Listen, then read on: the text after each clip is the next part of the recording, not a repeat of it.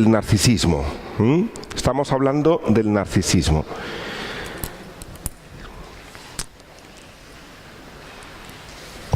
Una de las cosas que hemos hablado inicialmente es, o si os recordáis, que el narcisismo tenía una parte positiva, una parte importante para cada uno de nosotros. ¿Os recordáis de esto?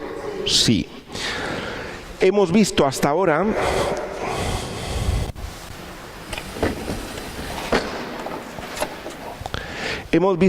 nosotros un reconocimiento, y lo hemos visto a lo largo con ejercicios, si os acordáis, ¿de qué?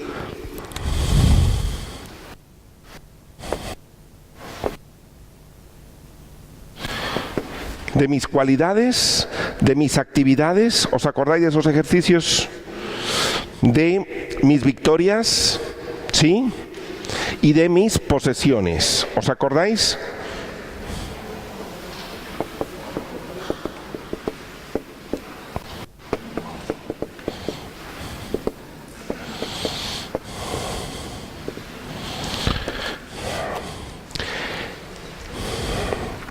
Además de esto, también es importante, porque ya hemos empezado a hablar de cómo, y lo decíamos en una de las charlas, que el narcisismo o la autoestima, la parte importante mía, hay que estarla balanceando porque se nos descuadra todos los días.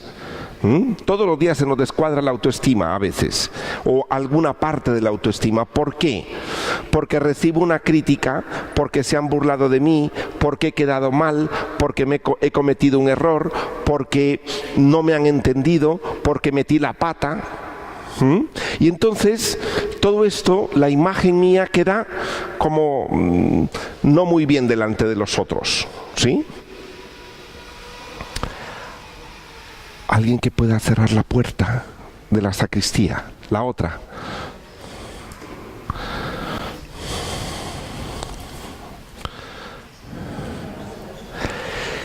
Entonces esto se nos desbalancea. Por tanto, una cosa será esta parte positiva, ¿sí? Y otra cosa también es saber, aprender o hacer un recorrido en la vida para poder abrazar y acogerme como un todo. ¿Qué falta aquí? Somos esto y además lo negativo también, ¿no?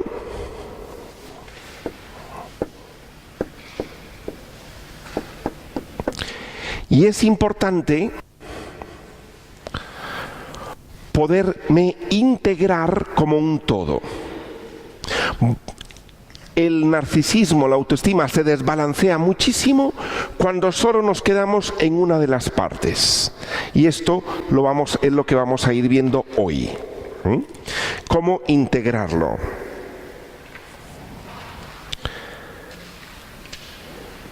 ¿Por qué? Porque curiosamente a veces exageramos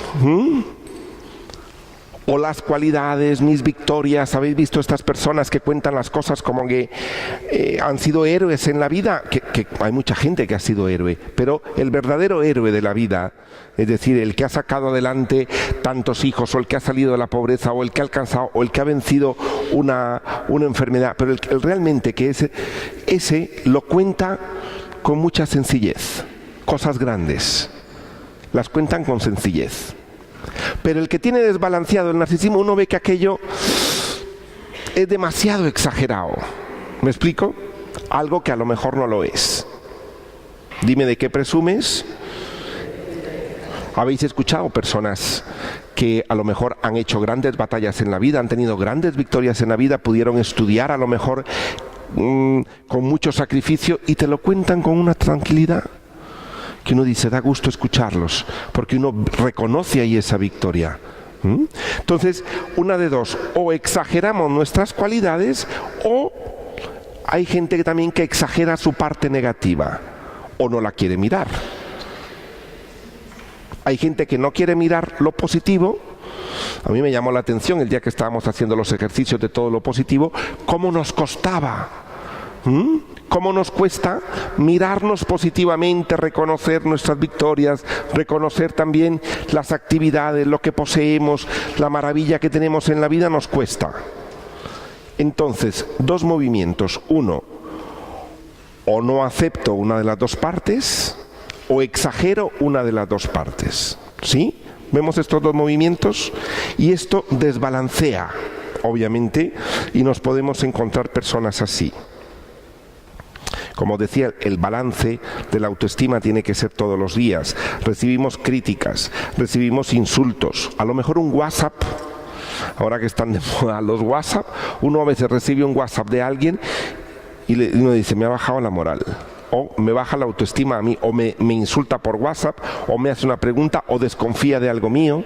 ¿Sí? Estas cosas que, o me critica.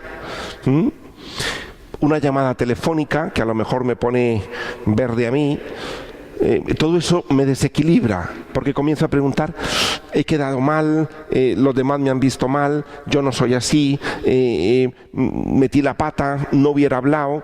Todo esto que le pasa al ego dentro, no solo por los demás, sino también con nosotros mismos. A nosotros nos pasan cosas, como por ejemplo se nos olvidan las cosas, cometo errores, meto la pata, quedo mal con alguien. Y en todo pareciera que me imagino ya como que es muy estresante. ¿Por qué? Porque mi imagen, la imagen que tengo yo, ha quedado mal. Ha quedado mal. Y me entra la vergüenza. Levante la mano quien no ha tenido vergüenza de decir, madre mía, ¿cómo se me ocurrió decir a mí eso en el grupo? ¿Cómo le dije yo esto a fulano? ¿Por qué no? La vergüenza es una parte de la parte narcisista. ¿Ya? Es una parte de la parte narcisista. Luego lo vamos a ver, el próximo día veremos la parte de la vergüenza. ¿Por qué? Porque la vergüenza es yo he quedado mal, yo lo he hecho mal.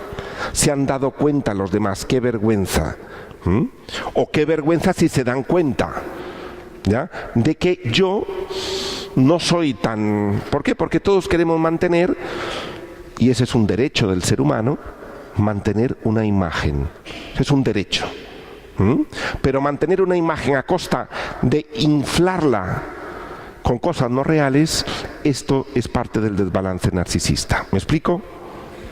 Una cosa es que me dé vergüenza, porque pues, a todos nos da vergüenza, que a veces no somos lo que realmente decimos, o quedo mal. Esto también vienen los fracasos de la vida, etcétera. ¿Qué pasa? Nosotros, os he puesto en la página número 2. Estoy al inicio de la página número 2. A veces yo creo, o me han hecho creer, que soy de una manera, de un modo.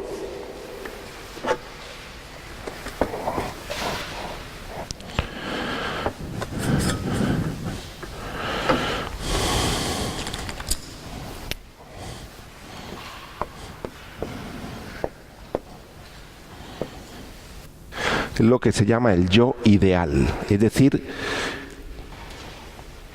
yo tengo un ideal de cómo ser yo.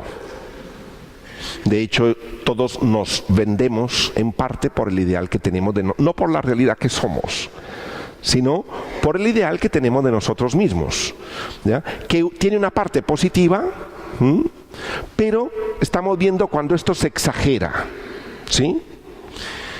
Entonces hay un ideal de nosotros mismos.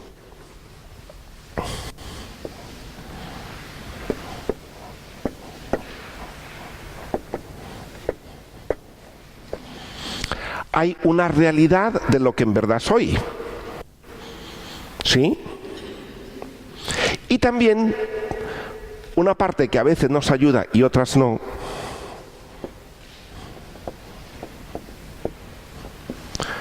Todos llevamos un juez interno. ¿Sí? Entonces, fijaros que la relación de estas tres cosas puede hacer enloquecer al ego. Yo creo que soy, o me hicieron creer que soy de una manera. Me veo en la realidad desdiciendo eso. Yo creo que soy súper generoso y ando diciendo, mira, yo soy bastante generoso, tal, no sé cuánto. Y de repente un día me sale una parte egoísta horrorosa, la realidad, y viene el juez y juzga, el juez interno. Y me machaco durante 2 semanas. ¿Cómo pude yo ser tan egoísta? El juez. ¿Sí? ¿No os ha pasado este ciclo? Cuando os veáis machacando, uno dice, ¿qué ha pasado aquí? Claro, lo que yo pensaba que era yo, se me ha salido una parte de mí, porque no es que ese no soy yo, dice uno. No, es una parte de mí que no me suele salir. Eso es distinto. No me suele salir esa parte, me suele salir más la otra. Pero también la tengo. Entonces la integración de eso es lo que hace mi verdad. Dice Teresa de Ávila, la humildad es la verdad. O la verdad es la humildad. Es decir, ser humilde es reconocer que tengo un ideal de generosidad, que muchas veces me sale, que también tengo unas cosas egoístas, y también humildad es aceptarme como soy, no juzgarme tan duramente. ¿Sí? Porque a veces tenemos un juez implacable. Hay 2 cosas que al ego le enloquecen.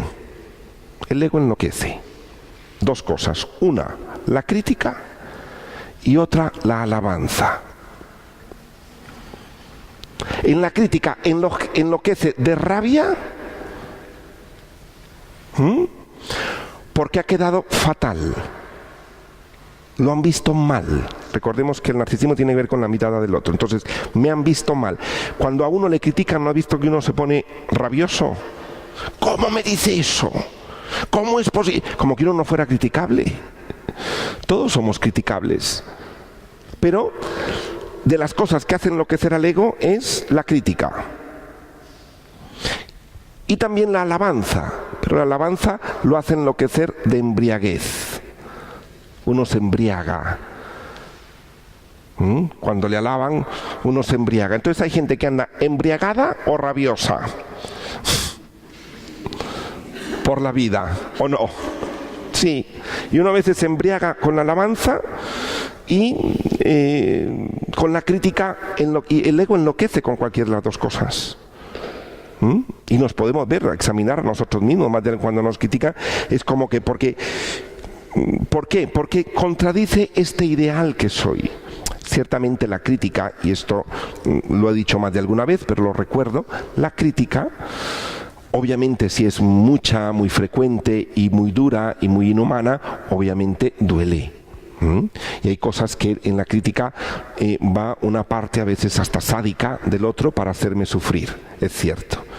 Pero también hasta de estas cosas que no nos gustan, hay que aprender y recordar que la crítica del otro, el feedback que me hace, recordemos que es como una caricatura, una viñeta. Habéis visto las viñetas de los periódicos, ¿no?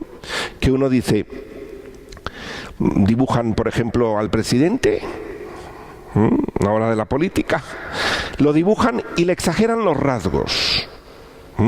Las orejas no sé cómo, el cuello no sé qué, la barba no sé cómo, los ojos no sé, le exageran todos los rasgos, pero uno cuando habla el periódico dice, este es el presidente.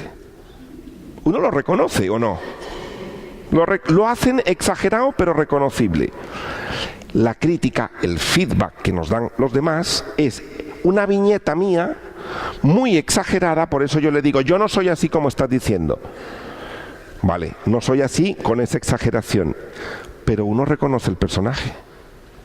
Es decir, si yo soy honesto dentro de mí, puedo decir, bueno, así como me lo dice, no soy, pero algo de eso que me dice, sí tengo. Y puedo aprovechar el feedback de la crítica para mirarme. Recordad, cada vez que os critiquen, o que nos critiquen, es mirar que están haciendo una viñeta mía. Me está exagerando todos los rasgos, pero algo ha visto en mí que me lo dice. A lo mejor es muy pequeñito, lo ha exagerado, pero algo ha visto en mí, ¿sí? Entonces hasta eso se aprovecha, aquí se aprovecha todo, es como el cerdo. Vamos.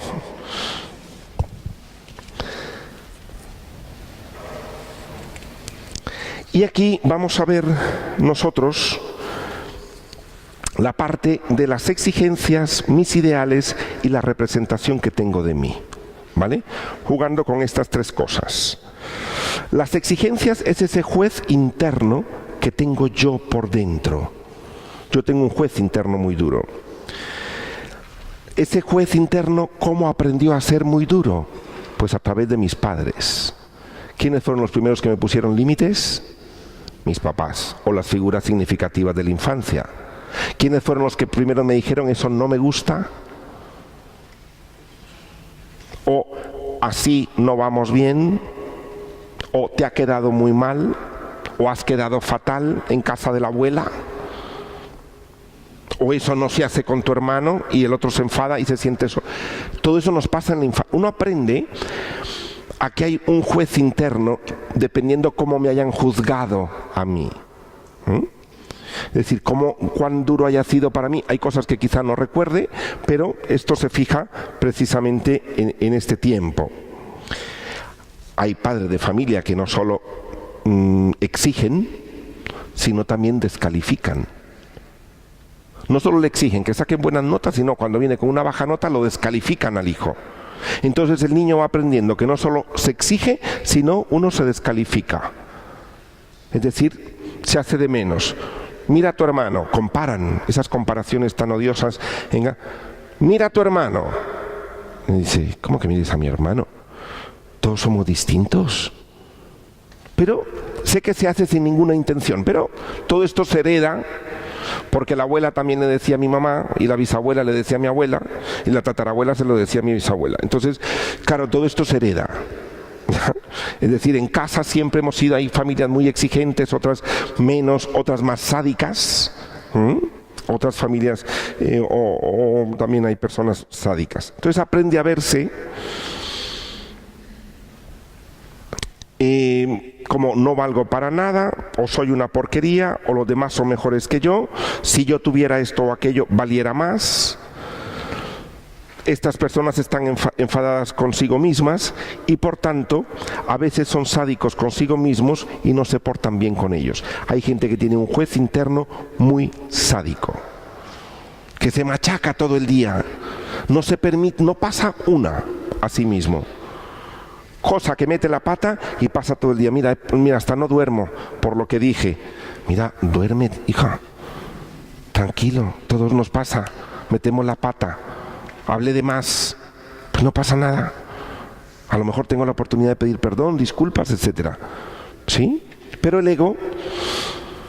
También están mis ideales, que es lo que os ponía ahí arriba. A nivel personal, un ideal de perfección. Por ejemplo, hay gente que idealiza la belleza, los logros que puede conseguir en la vida o cómo ser exitoso. Es lo que imaginamos de mí mismo como ideal en la vida. A veces no son ideales realistas. Yo conocí una persona, que de hecho lo pongo yo, creo que por ahí, os lo pongo, una persona que tenía unos ideales de sí, de ser. Él quería fundar, y en eso estaba, como un instituto de reflexión filosófica. Era como su ideal. Entonces el ideal que tenía era una persona que le había costado mucho los estudios, una persona que no era tan brillante, una persona que tenía mucha dificultad en relaciones interpersonales, pero quería fundar eso. Entonces, tenía un ideal de sí mismo, es decir, tenía un ideal de llegar a ser como el filósofo fundador de un instituto de filósofos. Y me contaba de manera muy enternecedora, ¿no? Yo me parecía que estaba delante de un niño, pero me decía, mira, y esto es cierto, yo en el salón me siento en un sofá, pongo música de Bach, cierro los ojos, miro un auditorio de 1500 personas en la inauguración y soy yo el que lo inauguro. A mí me parecía aquello tan... porque me lo contaba con una ingenuidad. Claro que estaba detrás a lo mejor una parte muy narcisista, una compensación de todas las cosas, obviamente, ¿no? Pero en la forma que lo contaba, porque después vamos a ver que hay varios tipos de narcisistas, pero este era como de estos narcisistas cariñosos, como encantadores, como ingenuos y tal, pero uno veía el afán el ideal de grandeza que tenía, ¿ya? Por supuesto que cuando hay un ideal de grandeza tan alto, hay un juez muy implacable. Porque cuanto más alto sea lo que hay un juez más implacable porque no ha logrado eso tan alto, que a veces es que no se puede lograr. ¿Sí? Hay gente que tiene ideales muy elevados y si esto sucede, se desbalancea también. Se han puesto metas muy elevadas y puede llegar a sentirse insatisfecho. Una persona que tenga metas elevadísimas, ¿ya? Es que mi hermana, mi hermano o mi padre fue el abogado del rey. Vale. Que tú no lo seas, que seas un abogado de un bufete no significa que te sientas insatisfecho en la vida. Me explico, pero a veces hay ideales, como que uno se forma también esos ideales míos de lo que puedo llegar a ser o lo que puedo llegar a conseguir o lo que idealizo. También hay gente que quiere superar a otros en popularidad. Entonces esto, cuanto más alto el ideal que tenga, más duro va a ser el juez para ver si acaso coincide con la realidad que vivo. Pero resulta que generalmente cuanto más alto el ideal que yo tenga, la realidad me hace verme que no va a ser así y por tanto más me machaco. ¿Sí? ¿Nos damos cuenta de esto?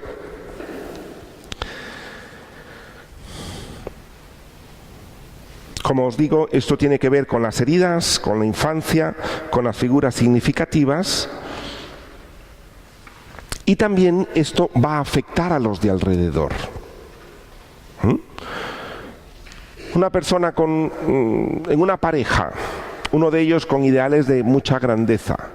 Hay gente que por estos ideales o por esto se puede llegar a meter en problemas. Hacer préstamos y préstamos para vivir como porque tiene el ideal de que se merece todas las cosas. Y hay gente que llega a tener problemas económicos. O tiene el ideal de una generosidad brutal, por ser muy generoso, el ideal, ¿ya? Y puede llegar también a tener problemas de descuidarse así, por estar atendiendo a todos los de la familia, descuida a la familia. ¿Me explico? Estos ideales tan altos, que si no los consigue también se va a machacar y se puede deprimir, porque no alcanzó lo que quiso ser en la vida, en vez de vivir la realidad y el presente con un poquito más de paz, que también tendrá cosas hermosas, también tendrá cosas hermosas. Y las personas que viven en esto, uno de hecho cuando lo ve demasiado y es muy exagerado, uno dice, bueno, es que está fuera de la realidad, es que quiere unas cosas.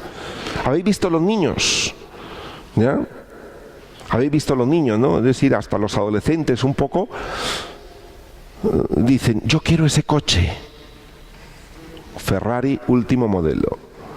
Un niño está bien que lo desee, ¿no? Pero alguien con un ideal de grandeza, ya de adulto, puede llegar a empeñar su casa porque eso me va a hacer valioso a mí. O si no lo tengo y miro a los vecinos, viene el juez implacable y me dice, tú has sido un tonto en la vida, los demás son más listos que tú, más inteligentes porque hacen más dinero, y comienzo a machar. ¿Me explico? Es muy bien. ¿Cómo interaccionan esto? Pues más o menos os lo he puesto aquí. Y por eso la pregunta, estoy en la mitad de la página 3, en la interacción de los ideales. La pregunta es, que vosotros os podáis hacer es, ¿por qué nosotros cuando cometemos un error nos machacamos tanto? ¿Por qué cuando tú cometes un error te machacas tanto?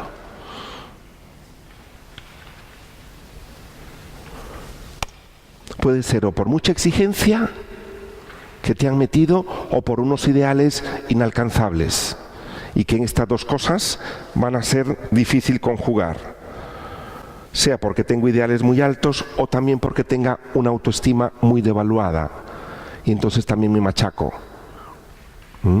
Imaginaros una persona con una autoestima muy devaluada, con unos ideales enormes que jamás los va a alcanzar. ¿Qué corrobora? de que no vale nada. ¿Me explico? Este es el sistema. Bien, hasta aquí una parte que hemos hablado de esta interacción de ideales, exigencias, que de mí, la imagen de mí mismo influye, y recordar lo de la crítica y la alabanza, que es lo que hace enloquecer al ego.